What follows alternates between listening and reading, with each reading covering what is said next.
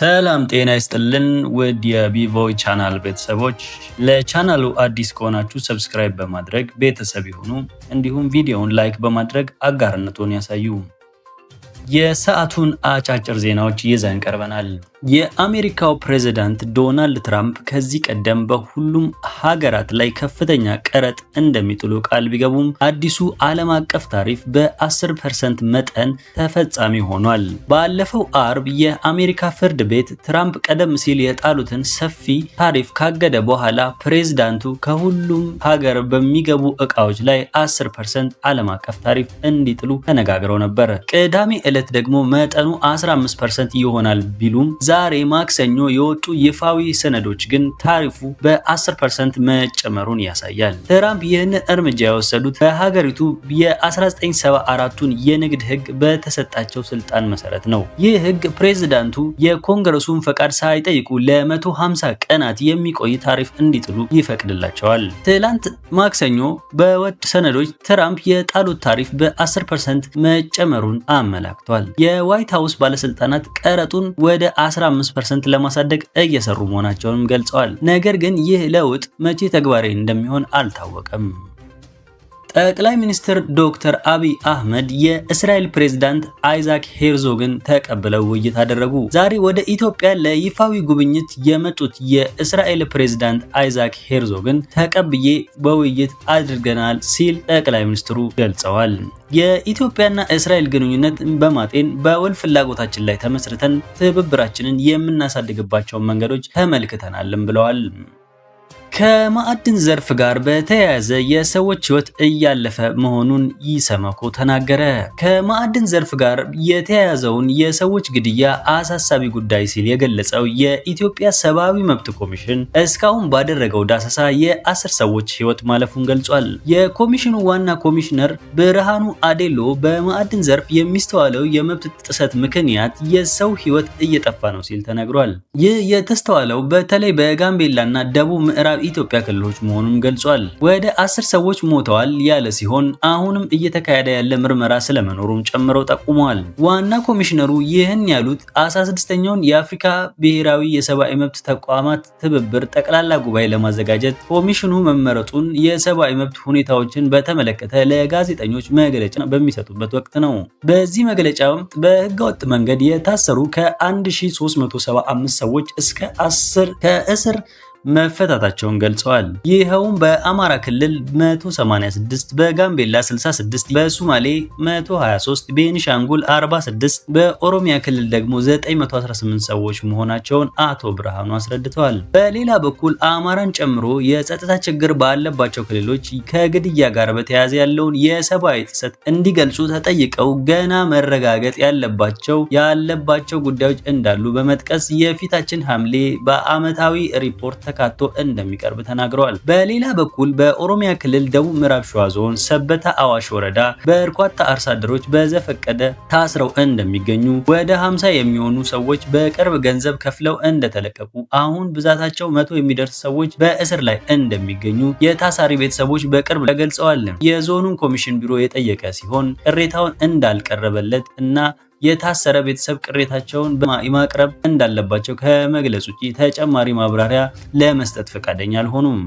በአንድ ቀን ሽግሽግ የተደረገበት የ2018 ዓ.ም አጋማሽ ከፍተኛ ትምህርት የመውጫ ፈተና መሰጠት ጀምሯል። የመውጫ ፈተናው ከትላንት የካቲት 18 2018 ዓ.ም ጀምሮ ለሳምንት ተከታታይ ቀናት ይሰጣል። ከፈተናው ፕሮግራም ጋር በተያያዘ ቅሬታ አለን ያሉ ተማሪዎች ቅሬታ አለን ካሉት መካከል የእስልምና እምነት ተከታይ የሆኑ ሙስሊም ተማሪዎች ይገኙበታል። ተማሪዎቹ አርብ ጁማአ ቀን የመውጫ ፈተና ሊሰጥ ፕሮግራም ወጥቷል። ይህ ትክክል ስላልሆነ ፕሮግራሙ ይስተካከል ብለዋል። ከዚህ ጋር በተያያዘ የቢላል የኢትዮጵያ ከፍተኛ ትምህርት ተቋም ሙስሊም ተማሪዎች ህብረት ለትምህርት ሚኒስቴር ደብዳቤ ጽፏል። በዚህም የካቲት 20 የሚሰጠው የመውጫ ፈተና ለጁማ ሶላት ሰዓት ጋር መደራረቡ ተማሪዎቹን ማሳዘኑን ገልጿል። በተለይም ፈተናው ከቀኑ 5 ሰዓት እስከ 7 ሰዓት ተኩል ባለው ሰዓት እንዲሰጥ መመደቡ ተማሪዎች ሶላታቸውን በወቅቱ እንዳይሰግዱ እንዳያደርጋቸው አመላክቷል። ተመሳሳይ ችግር በጥር 2017 ዓ.ም የመውጫ ፈተና ወቅት ተከስቶ እንደነበር ያስታወሰው ህብረቱ በወቅቱ ባቀረበው ጥያቄ መሰረት ተስተካክሎ እንደነበርም ገልጿል። አሁን ላይ ግን ችግሩ በድጋሚ መከሰቱ ሙስሊም ተማሪዎች እጅግ እንዳሳዘነ አልሸሸገም።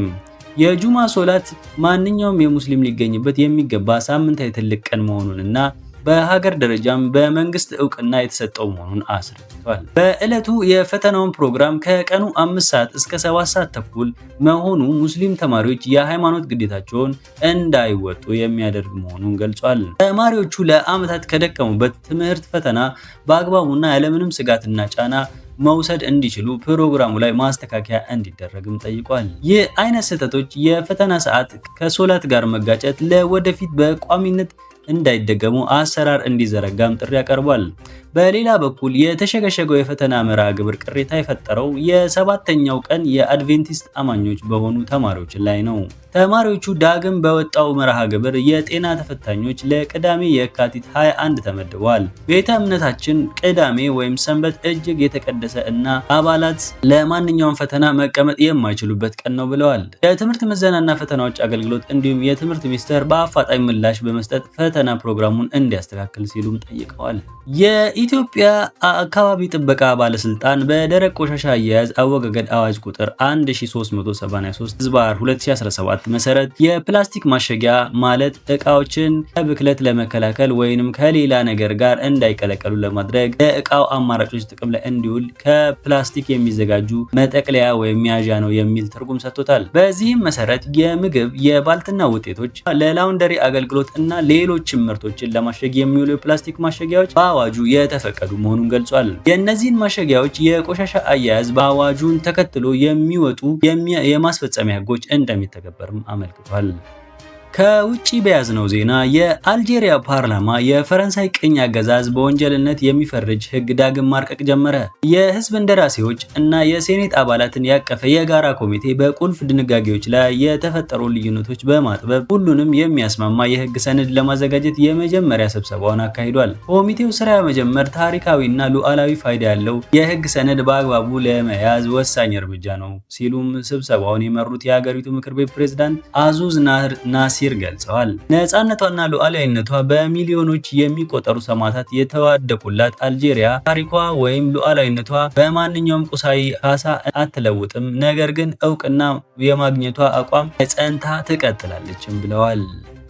በሚቀጥለው የኢፌዴሪ መከላከያ ሰራዊት ልዩ ዘመቻዎች እዝ የከተማ ውጊያ ዝግጁነትን የሚያሳይ አጭር ቪዲዮ እናሳያችኋለን። እዙ የከተማ ውጊያዎችን በላቀ ወታደራዊ አቅም መወጣት እንደሚችል እና የቴክኖሎጂ አጠቃቀም ዝግጁነትን የሚያሳይ ምስል በማህበራዊ ገጾች በስፋት መሰራጨቱን የተገኘው ምስል ያሳያል። የአፍሪካ ህብረት የኢትዮጵያን የስንዴ ምርት ስኬት ታሪካዊ ምዕራፍ ሲል አወደሰ። የኢትዮጵያ ከነበረችበት ጥገኝነት ወጥታ ስንዴ ወደ ውጭ መላክ መጀመሯ ለመላው አፍሪካ ትልቅ ማሳያ ነው ማለቱንም ጠቅሶ ክቧል። ኮሚሽነሩ ህብረቱ የኢትዮጵያን ፈጣን ሽግግር በቅርብ ሲከታተል የቆየ በማንሳት የተመዘገበውን ውጤት እጅግ አርኪና አስደናቂ የስኬት ታሪክ ሲል ገልጸውታል። ሌሎች የአፍሪካ ሀገራትም የኢትዮጵያን ተመክሮ በመከተል የምግብ ደህንነታቸውን እንዲያጠናክሩ ኮሚሽነር ቪላካቲ ጥሪ አቅርበዋል።